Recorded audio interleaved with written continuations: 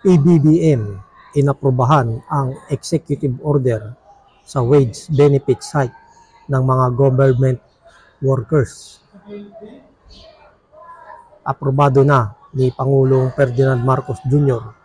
ang executive order na magbibigay ng aumento sa sahod at dagdag sa mga benepisyo ng mga manggagawa sa gobyerno.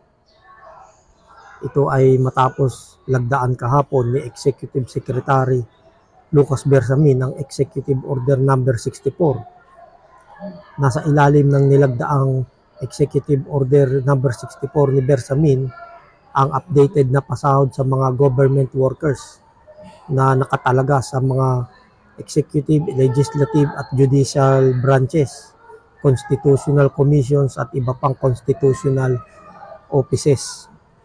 Base pa sa kautusan, ang mga nagtatrabaho sa government-owned or controlled corporations o GOCCs na hindi saklaw ng Republic Act 10149 o ang GOCC Governance Act of 2011 ay sakop ng EU.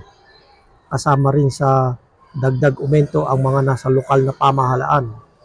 Magiging epektibo ang kautusan 15 araw matapos mailathala sa Official Gazette o sa pahayagan.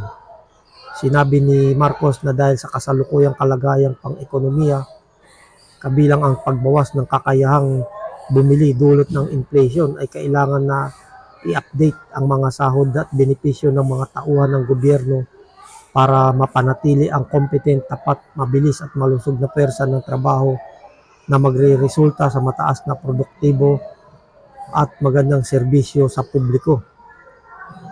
Ipatutupad ang aumento sa sahod sa 4 na tranches.